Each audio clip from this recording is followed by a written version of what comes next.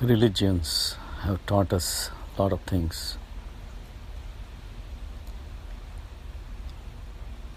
A lot of yam, niyams, niti, what is punya, what is pap. All these things have been taught by several religions in their own way, in the different ways, with different terminologies. Christianity focusing mostly on seva, compassion. Mahavir teaches non-violence. All these teachings are the guidance how to act in the world. But that's only a superficial thing. If everybody had listened to these religions, life would have been totally different. Teachings stay where they are. But man keeps on doing what he or she wants to do. Why is that? A lot of education has been given about religion. A lot of books have been written. A lot of classes have been attended to. A lot of vidyapits are created with their own set of rules, guidelines. What are the good things? What are the bad things?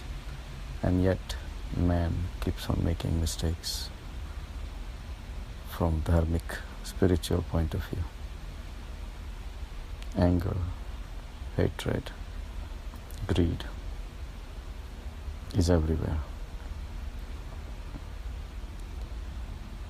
The basic fundamental problem behind all these things is we are forgetting the basic process of transforming a person.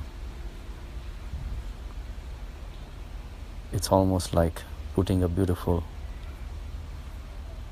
plastic flowers on a tree. They look good,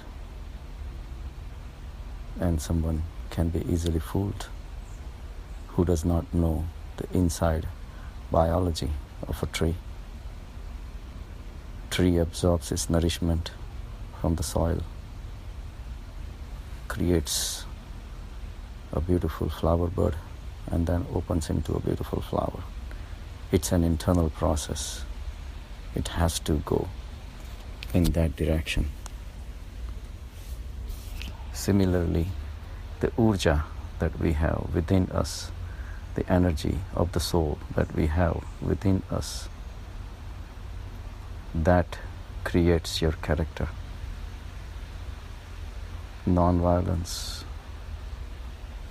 seva, compassion, karuna, universal love, all these are beautiful flowers that can sit on a tree of spirituality, but only if they follow the rules of the nature.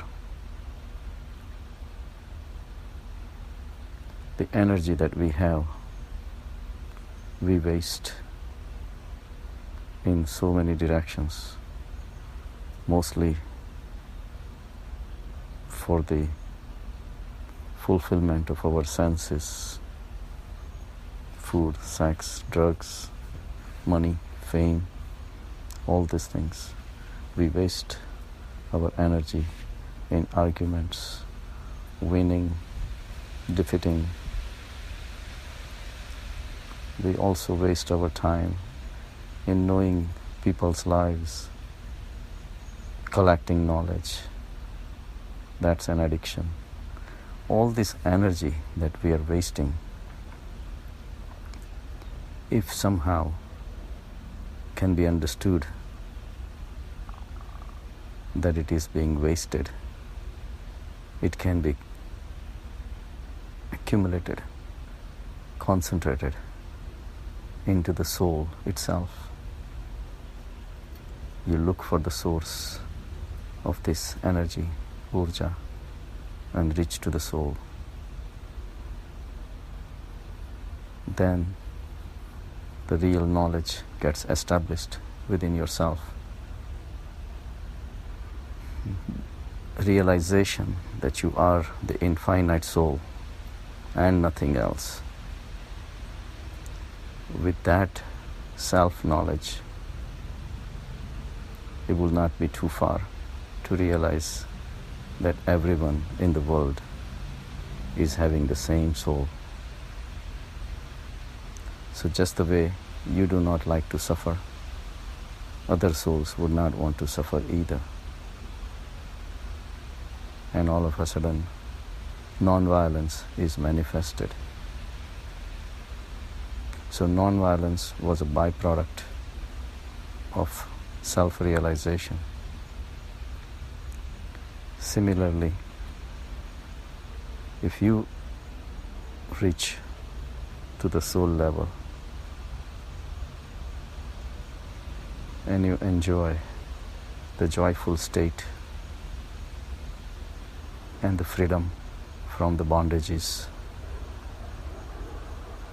with the material objects, people, situation, automatically in comparison of your joy, sufferings of other atmas will become obvious,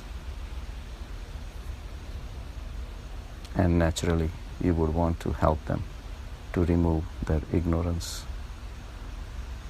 Suffering, for the most part, is a mind's creation,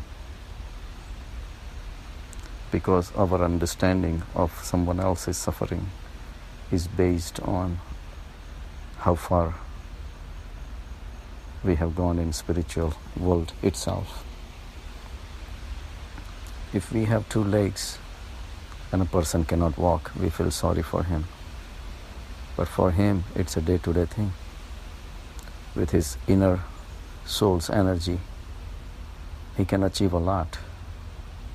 On the contrary, when we make him feel he is inferior by helping him, he starts feeling inferior. And he develops poverty consciousness. An ugly-looking child may be born, but he is not aware of it until we start feeling sorry for him.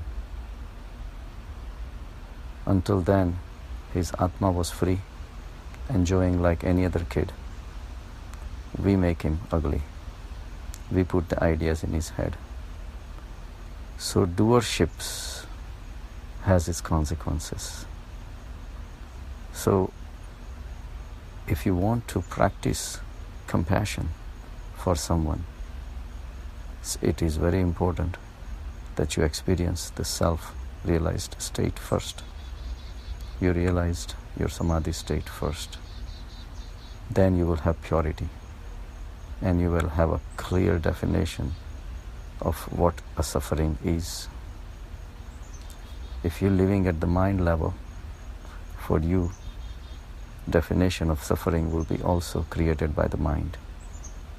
If you have $1 million, somebody who has $1,000, you will feel sorry for him. But we never realize that richness and poverty are created by the surroundings and other people. So instead of practicing compassion, it is important to reach to the self-realized state first. Focusing on compassion and not reaching to the self-realized state first is a spiritual suicide, and it actually can be dangerous for the society. You will end up giving help which is where it's not needed. You will end up creating beggars where all these people could have found their own self-realized states by becoming financially independent. So most of the sufferings of the society, a lot of times, are created unintentionally by the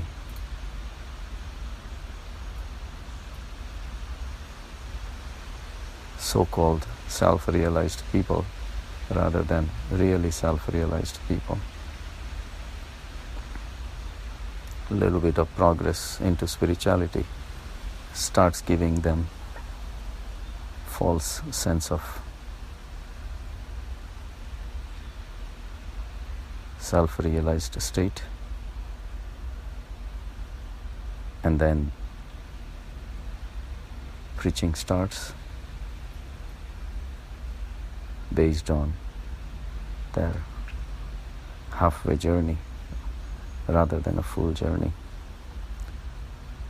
So talking, seva, compassion, karuna, all these are big words, but we never realize that they are the byproducts of a strong spiritual base.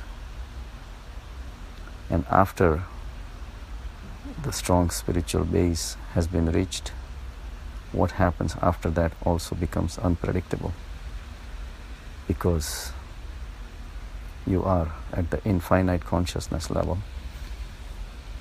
Mira never served poor.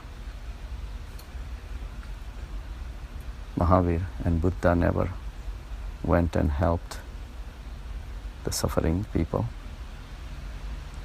Each personality, once they reach to the enlightened states, how they will behave is never known.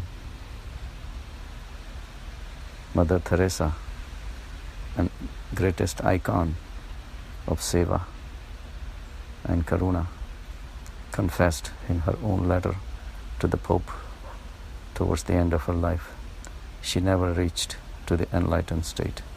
She never met God. Christianity uses seva as a tool to reach to the enlightened states. Unfortunately, that's not how the urja drives. That's not how the urja flows. Urja flows from within to without. So if the beautiful world needs to be created, it has to be started at the source. So meditate, know yourself, realize your infinite state,